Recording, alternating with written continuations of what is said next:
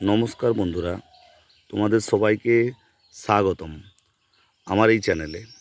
আজ আমরা class 5 Ray Martin question bank 2026 থেকে মডেল 8 অর্থাৎ জেনকিন স্কুল কোচবিহারের গুরুত্বপূর্ণ অঙ্কগুলো সহজভাবে শিখব। তাই ভিডিওটা শেষ পর্যন্ত দেখো, কারণ আজকের অঙ্কগুলো তোমাদের প্রথম পর্বের পরীক্ষার জন্য খুবই গুরুত্বপূর্ণ। দেখো, প্রথম প্রশ্ন রয়েছে একের দাগের ক, নিচের কোন সংখ্যা পরস্পর মৌলিক।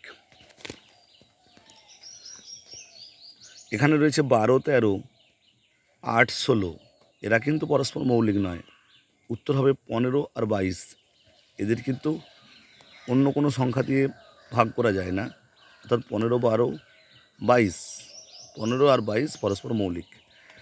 2, 8, 1, 2 সংখ্যাটিতে 8-এর স্থানীয় মান হলো 2, 8, 1, 2 সংখ্যাটিতে 8-এর স্থানীয় মান হলো 800।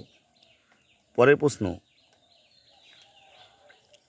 একটি ভাগ অঙ্কে ভাজক 81 ভাগফল 13 ভাগশেষ 3 হলে ভাজক হবে ভাজ্য 81 ভাগফল 13 ভাগশেষ 3। আমরা জানি ভাজ্য সমান ভাজক গুণিত ভাগফল যুক্ত ভাগশেষ, তাই ভাজ্য 81 বসিয়ে দিলাম। ভাজকের জায়গাটা ফাঁকা রয়েছে, গুণিত 13 অর্থাৎ ভাগফল যুক্ত 3, তাই আমরা ভাজকের মান পাচ্ছি 6, অর্থাৎ সঠিক উত্তর হবে অয়ের দাগের উত্তরটি। পরের প্রশ্ন, 480 সেকেন্ড সমান কত মিনিট। আমরা জানি 1 মিনিট সমান 60 সেকেন্ড, তাই 480 সেকেন্ড সমান 480 ভাজিত 8, 60 সমান 8 মিনিট। পরেরটা, ক্ষুদ্রতম মৌলিক সংখ্যা কোনটি? 0, 1 না 2? 0 বা 1 এগুলো কোনোটিই হবে না, সঠিক উত্তর হচ্ছে ক্ষুদ্রতম মৌলিক সংখ্যা হলো 2।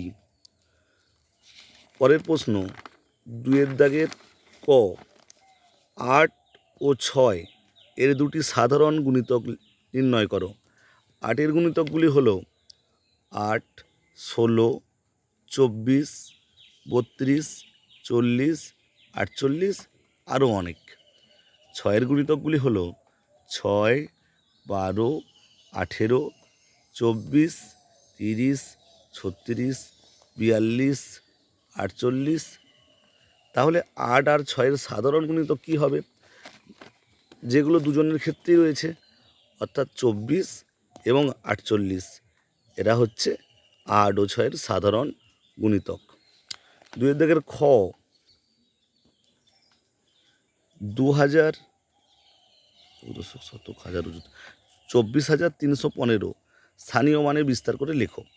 তো 24,000কে আমরা লিখলাম 2 গুণিত 10,000 যুক্ত 4 গুণিত 1000, 3 গুণিত 100, 1 গুণিত 10 আর 5কে লিখলাম 1 গুণিত 5, অর্থাৎ 20,000 যুক্ত 4,000 যুক্ত 300 যুক্ত 10 যুক্ত 5।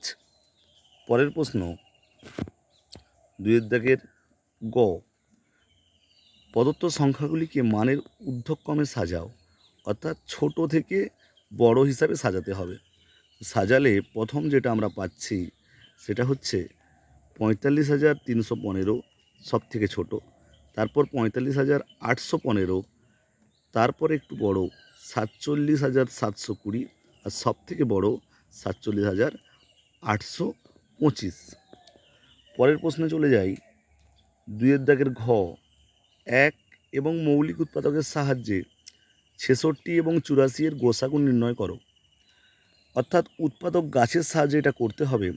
66কে ভেঙেছি 2, 33 × 66, 33কে ভাঙলে 3 11 33, 11কে ভাঙলে 1 11 11। আবার যখন 84কে ভেঙেছি 2, 42 84, 42কে ভাঙলে 2 21 42, 21কে 3 7 21 এবং 7কে 1 7 7। অর্থাৎ 66কে কী পেলাম? 1 গুণিত 2 গুণিত 3 গুণিত 11, 84কে পেলাম 1 গুণিত 2 গুণিত 2 গুণিত 3 গুণিত 7। 66 আর 84 গোসাগু হচ্ছে, যেগুলো সবার মধ্যে থেকে একই রয়েছে, অর্থাৎ 1, 2 আর 3 এগুলোকে গুণ করে দেব, অর্থাৎ সঠিক উত্তর 6। পরের প্রশ্ন, 10 থেকে 50 এর মধ্যে মৌলিক সংখ্যা কী কী রয়েছে? 10 থেকে 50-এর মধ্যে যে সমস্ত মৌলিক সংখ্যাগুলি রয়েছে সেগুলি হলো 11, 13, 17, 19, 23, 29, 31, 37, 41, 43 এবং 47। পরের প্রশ্নে চলে যাই। 3 দাগের প্রশ্ন, কোনো একটি সংখ্যা থেকে 3402 বিয়োগ করায় 5 অঙ্কের ক্ষুদ্রতম সংখ্যাটি পাওয়া গেল। সংখ্যাটি কত? আমরা জানি 5 অঙ্কের ক্ষুদ্রতম সংখ্যা হচ্ছে 1-এর পরে 4টে শূন্য, 1-এর পরে 4টে শূন্য, অর্থাৎ 10,000। তাহলে নির্ণয় সংখ্যাটি কত হবে? ওই 3402 অর্থাৎ 3402 যুক্ত 1-এর পরে 4টে শূন্য, অর্থাৎ 10,000 যদি যোগ করে দিই আমরা উত্তর পাচ্ছি 10,000, আর 3402 যোগ করলে 13,402, অর্থাৎ নির্ণয় সংখ্যা 13,402। পরের প্রশ্ন, 4 দাগের প্রশ্ন চলে যাচ্ছি। 4 দাগের প্রশ্ন বলেছে একটি শরৎ রচনাবলীর মূল্য 405 টাকা। রবীন্দ্রবাবু ঠিক করেছেন 120 জন ছাত্রছাত্রীর মধ্যে একটি করে শরৎ রচনাবলী দেবেন। তিনি কত টাকা খরচ করবেন? তোমরা দেখতে পাচ্ছ 120 জন ছাত্রছাত্রীকে শরৎ রচনাবলী দিতে হবে এবং যার প্রতিটির মূল্য ধার্য হয়েছে 405 টাকা। তাহলে মোট কত টাকা খরচ হবে? 405কে 120 দিয়ে গুণ করব। 405কে 120 দিয়ে গুণ করেছি, গুণ করতে বেরিয়েছে 48,600 টাকা, অর্থাৎ মোট খরচ হবে 48,600 টাকা। 5 নম্বর প্রশ্নে চলে যাই। দেবাশিসবাবু তার 6 মাসের আয় দিয়ে 7 মাসের খরচ চালান। তার মাসিক খরচ 12,750 টাকা হলে মাসিক আয় কত? তো এখানে বুঝতে হবে যে দেবাশিসবাবুর মাসে খরচ হয় 12,750 টাকা, অর্থাৎ দেবাশিসবাবুর 7 মাসের খরচ হয় 12,750কে আমি 7 দিয়ে গুণ করব। গুণ করতে পারছি 89,250 টাকা।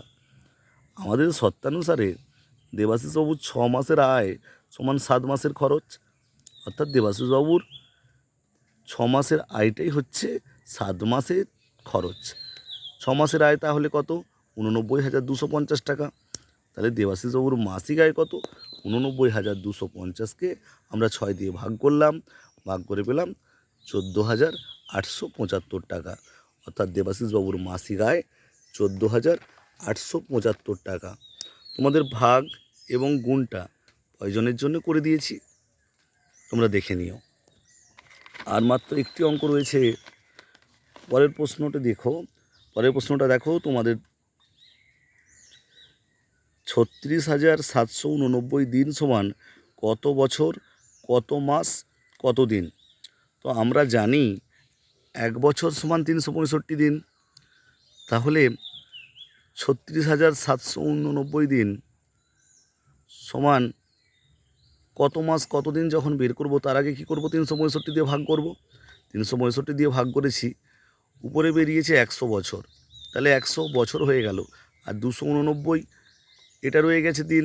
এবার আমরা জানি 1 মাস সমান 30 দিন, তাহলে 289কে 30 দিয়ে আমরা ভাগ করে দেব, দিলে আমরা পাবো উপরে 9 মাস, নিচে 19 দিন, অর্থাৎ বেরিয়ে গেল 36,789 দিন সমান 100 বছর, 9 মাস, 19 দিন।